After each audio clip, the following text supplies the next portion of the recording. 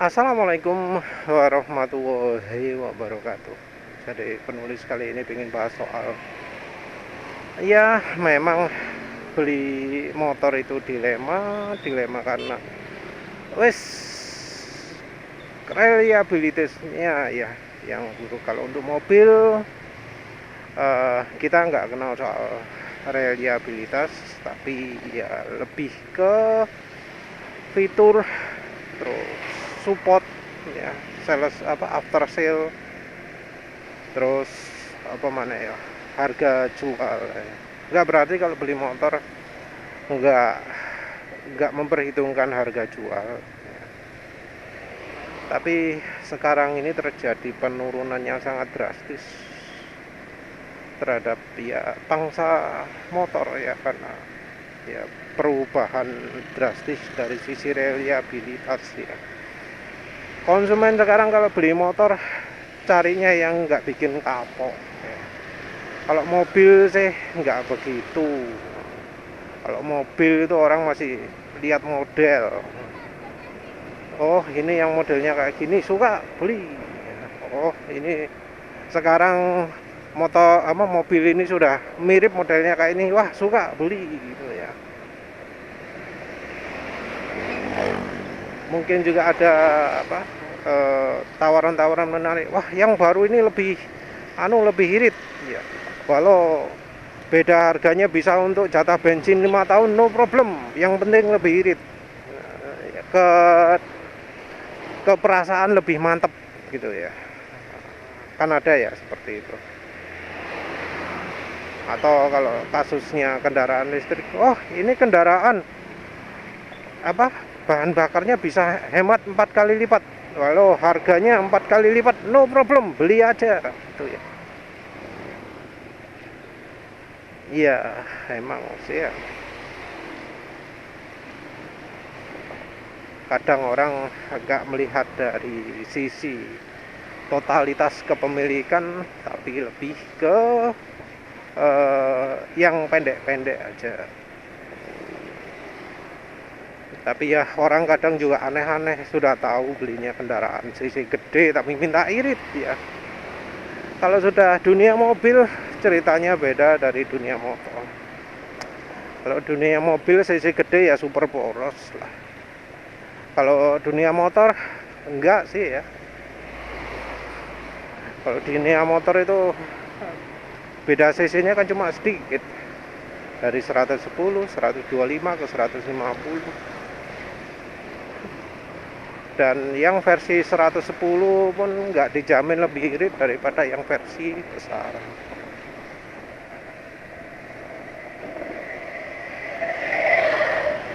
Ini aja loh, penulis pakai geber-geberan 1/40, 1/39,2, kelihatan nggak?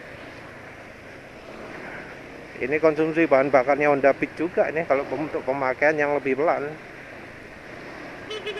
Jadi kalau untuk motor nggak bisa disamakan lah. Kalau sekarang mobil juga eh, yang CVT yang baru-baru, apalagi yang plug-in hybrid gitu, wah 23 km per liter, wah 30 km per liter, sudah hebat-hebat ya. Kalau ingin dapat angka gitu ya naik motor aja lah, dijamin bisa dapat angka segitu. Tapi ya repot ya kalau soal apa ya, reliabilitas, soal daya tahan motor gitu. Entah mengapa kok pabrikan terkesan jadi nggak becus ya bikin motor, bikin kendaraan yang reliable. Ya sebenarnya untuk mobil begitu juga sih, tapi nggak begitu kelihatan karena ya banyak orang yang eh, ya sharing lewat grup aja, nggak sampai media besar. Suara-suara cuma ya kalau yang sesama pemilik aja yang ngerti, kalau nggak sesama pemilik nggak ngerti. Jadi munculnya cuma di bagian komunitas, oh iya penyakitnya ini gitu ya. Yang terutama sih mayoritas sih penyakitnya nggak begitu apa ya, nggak begitu fatal ya, nggak begitu apa jenenge sampai bikin orang moh beli itu lagi, moh itu jarang ya. Beda kalau di motor. Nah, di motor sekarang ini masalahnya sampai bikin orang itu moh beli merek yang sama lagi. Kalau orang yang nggak teliti ya bakal terjerumus juga lah, bakal ya pinginnya ganti merek untuk menghindari masalah, tapi ya satu masalah lagi. Ya untuk jelasnya ini fokusnya adalah fokus untuk beli motor baru. Beli motor baru nggak sama ya beli zaman dulu. Penulis setuju dengan pendapat bahwa motor-motor sekarang itu ringkih, gampang rusak.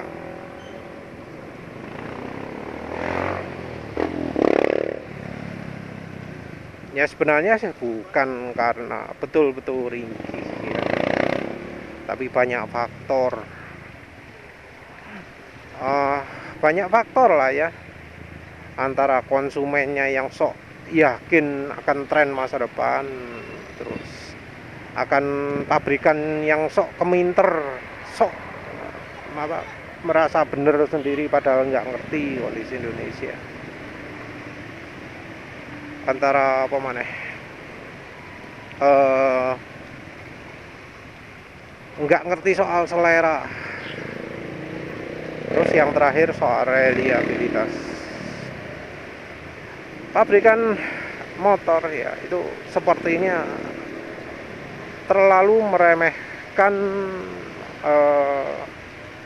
pandangan orang Indonesia terhadap reliabilitas. Tapi ya nggak berarti pabrikan itu benar-benar terbuka ya, karena ya sekarang ini masyarakat sudah di brainwashing, dicuci otak pelan-pelan bahwa yang namanya kendaraan itu perlu perawatan, yang namanya kendaraan itu memang habis banyak, yang namanya kendaraan itu memang cepat rusak ya. Cuma orang yang sebelumnya pernah punya kendaraan awet saja yang tahu bahwa sebenarnya yang namanya kendaraan itu nggak kayak gitu, nggak seperti yang diiklankan, nggak yang seperti diomongkan.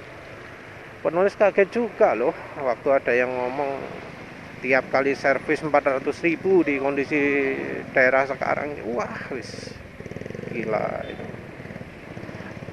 Sampai konsumen mau bayar segitu, itu menunjukkan bahwa ya brainwashing pabrikan itu berhasil. Tapi tetap orang makin lama makin sadar bahwa seharusnya nggak seperti itu namanya kendaraan, namanya motor itu. Orang sekarang mungkin nggak ngerti lah soal suspensi ya, nggak ngerti bahwa harusnya suspensi itu yang benar kayak gini. Jadi kalau rusak mereka nggak tahu.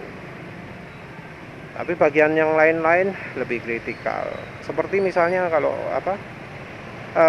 di Yamaha kan terkenal ya penyakit mesin nggak bisa nyala lagi ya, kompresi bocor penyebabnya. Penyebab kompresi bocor ini adalah karena bagian mesin ada yang bergerak sangat sehingga sulit mesin itu nyala karena anginnya bocor. Bisa lewat ring piston yang macet, bisa lewat karena ada kerak nempel di valve-nya, yang bisa karena ya oli yang nempel banyak di valve. Awalnya sih Yamaha, tapi ya lama-lama rupanya Honda seperti itu juga, terutama yang kelas 160 ya kalau nggak salah ya. Itu mengalami juga yang namanya ring piston macet dan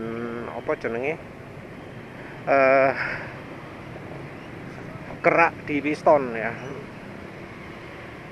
Dan ya kalau yang ini sumbernya utamanya adalah pemaksaan ya, pemaksaan oli encer. RPM motor itu jauh lebih tinggi daripada mobil. Pabrikan itu termasuk terlalu rakus dalam mencari untung. Jadi untuk pelumas, menggunakan pelumas yang bahan olinya cepat rusak.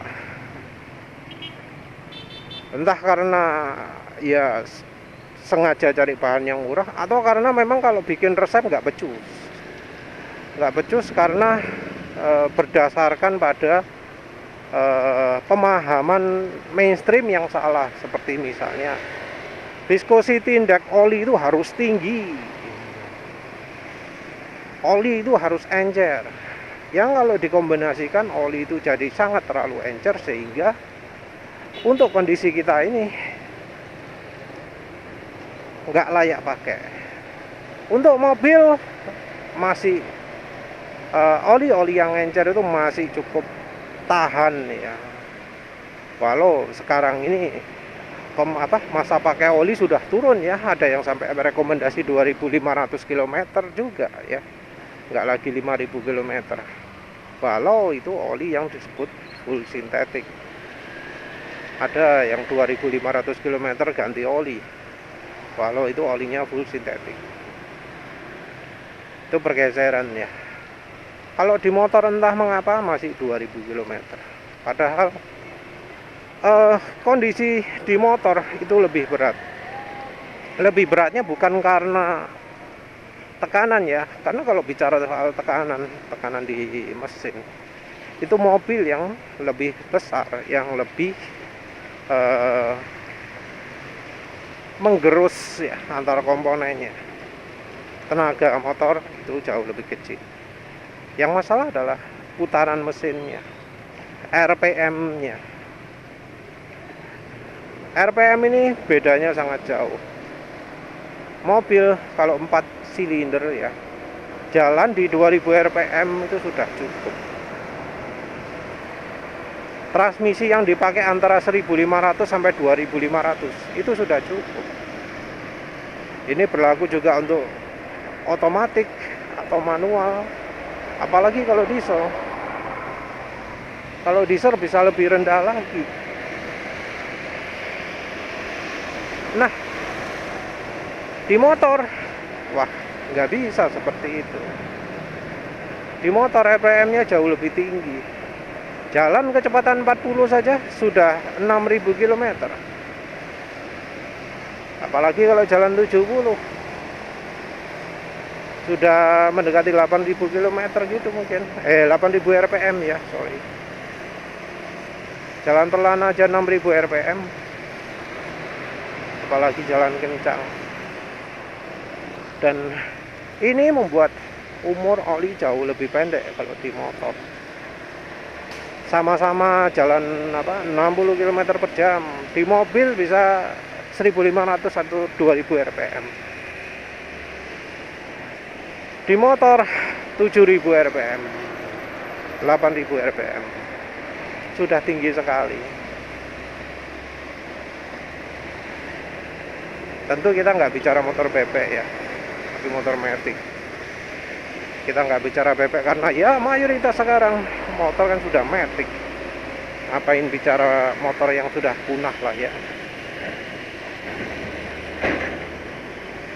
Dan pabrikan cari cara yang paling hemat.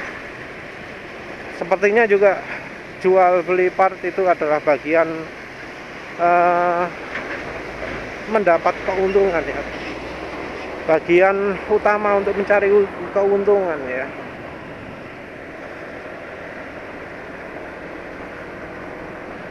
Jadi ya jangan heran lah kalau misal sekarang ini kalau waktu drain oli ya, warna oli selalu hitam. Ini kita bicara soal motor. Tapi ya sebenarnya bisa berlaku juga untuk mobil ya.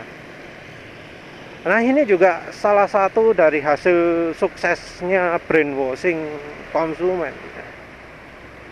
Oli kalau hitam itu adalah tanda nggak bagus lagi. Oli sampai hitam itu artinya telat ganti olinya. Mungkin ada yang ngomong hitam itu masih licin. Ya sebenarnya tergantung situasi juga.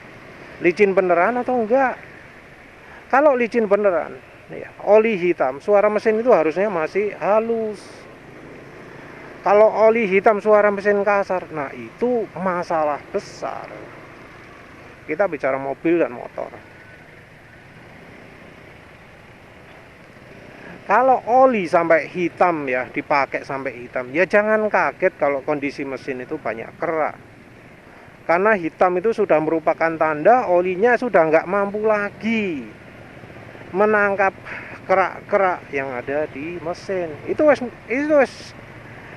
logis ya, pikiran logisnya seperti itu. Tapi entah mengapa sales oli itu bisa, ya termasuk sales pabrikan kendaraan juga, bisa dengan sukses membuat orang berpikir bahwa oh no problem ganti oli itu sampai hitam, no problem ganti oli itu sampai berkurang banyak. Itu tandanya olinya terpakai, itu tandanya olinya oke gitu ya. Entah mengapa sampai bisa terjadi kekacauan seperti itu. Tapi ya itu salah satu yang membuat kualitas oli itu turun drastis. Kualitas oli yang turun ini juga mempengaruhi ya keawetan mesin, terutama untuk motor, karena motor RPM-nya tinggi. Oli yang sudah tidak layak pakai dipakai kencang, ya rusak lah. Dan ya banyak masalah yang terjadi karena oli yang kurang layak pakai ini.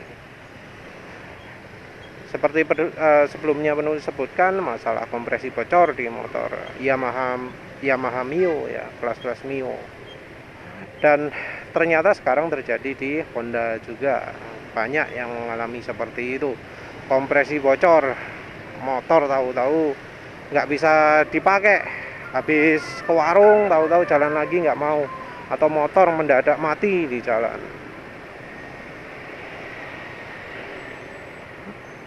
Itu satu sumbernya ya. Nah kalau yang soal ini ya sudah sama saja lah hampir semua merek. Jadi orang pakai oli, pakai apa? Motor Yamaha misalnya, kapok mesinnya mati-matian. Terus, wes ini berarti nggak beli lagi, nggak beli Yamaha lagi dah. Ini motornya gampang mati-matian, merepotkan. Beli motor Honda Vario 160 atau PCX 160 gitu ya, yang keren gitu. Sama saja.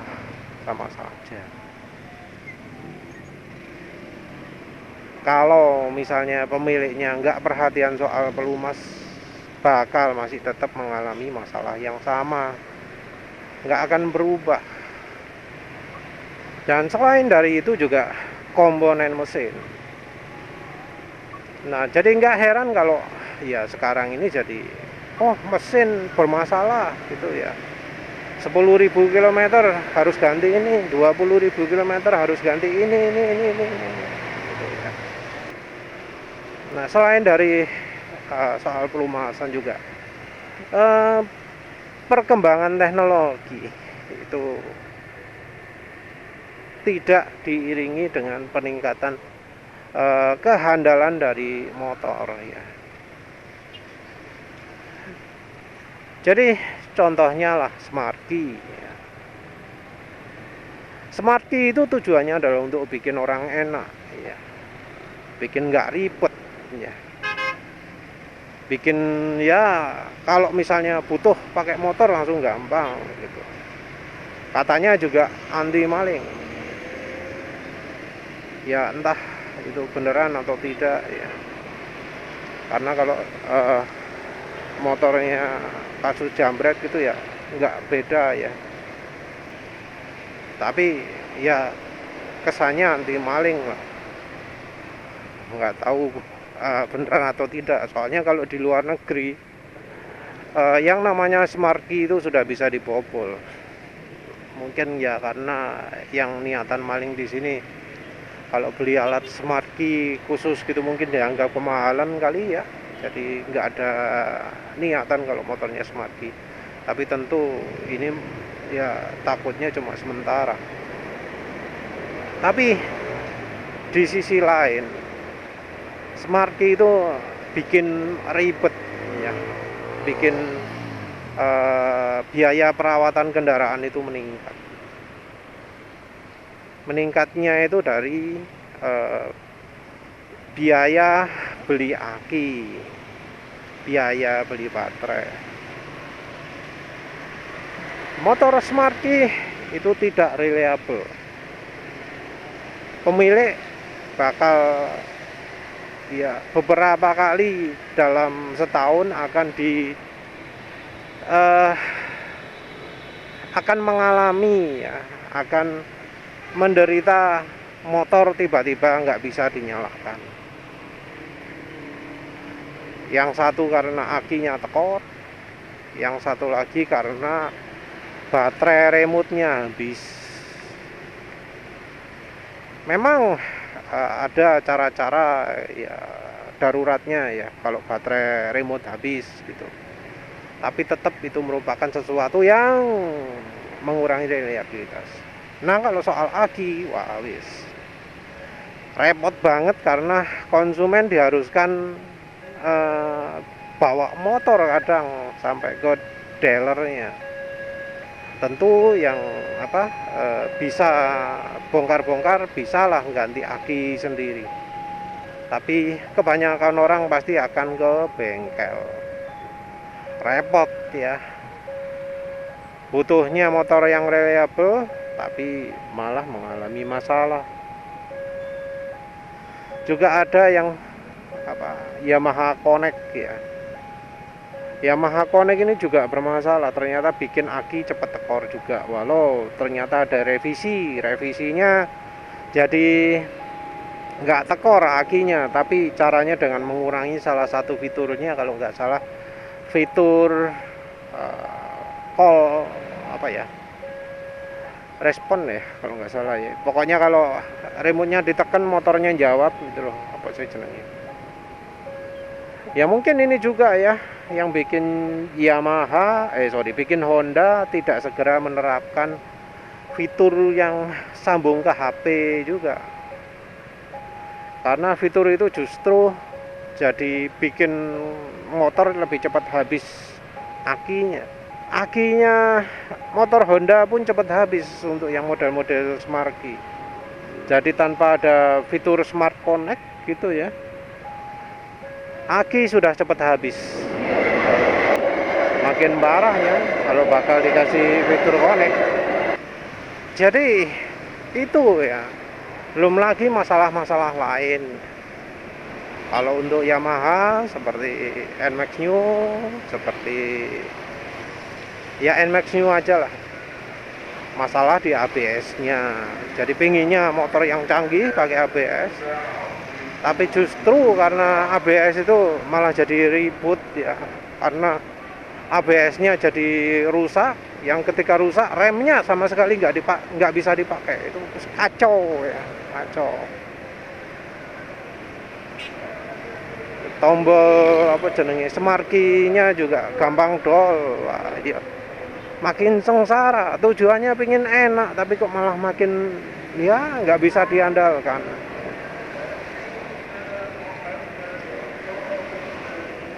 Juga ada masalah error 12 di mana motor itu malah jadi hangus kabelnya ya. Nggak ada masalah apa-apa, tahu-tahu kabelnya hangus ya. Ya karena desainer pabriknya itu nggak bisa mendesain colokan kabel atau ukuran kabel yang bener gitu ya. Entah itu masalahnya ekonomi atau enggak, harusnya sebagai pabrikan yang besar tahulah kebutuhan minimalnya bagaimana. Tapi ya sayangnya ya pabrikan Jepang sekarang sudah nggak pinter lagi. Jadi untuk tahu yang aman itu udah lepas lah, sudah nggak ada di pikiran mereka lagi, sudah nggak mampu lagi pikiran mereka itu untuk bisa berpikir jernih lagi, jadi ngawur wis. Yang Honda pun nggak kalah buruknya ya dari sisi apa eh, ke kengawurannya ya. Jadi contohnya ada soal gredek ya. Bikin solusi anti gredek gimana cara Honda? Dibikin lubang ventilasi udaranya makin kecil. Dengan lubang udara makin kecil yang terjadi apa? Malah jadi sering overheat, sering terlalu panas mangkokannya, yang hasilnya adalah cakramnya jadi kampas gandanya jadi lengket ke mangkokan itu, yang hasilnya ya begitu motor habis dipakai macet-macetan, di suatu saat motor langsung mati, nggak bisa dinyalakan. Sesuatu yang tentu sangat menjengkelkan ya, karena butuhnya reliabilitas, tapi kok jadi kayak gitu. Kalau yang soal kasus radiator rembes itu kayaknya dari kualitas produksinya ya, yang ya lagi-lagi kelemahan Honda itu ada di kontrol kualitas. Jadi Honda nggak tahu, oh ternyata barangnya kayak gitu ya, langsung dipasang aja seenaknya, nggak peduli barangnya cacat, tetap dipasang, yang hasilnya konsumen yang menderita.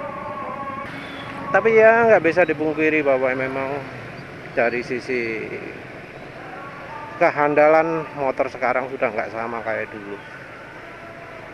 Konsumen lebih mudah dibohong, dan pabrikan sudah berani curang, sehingga ya barang KW3 dijual dengan harga KW1, konsumen mau saja. Ya wes lah, itu aja. Terima kasih sudah menonton. Assalamualaikum warahmatullahi wabarakatuh.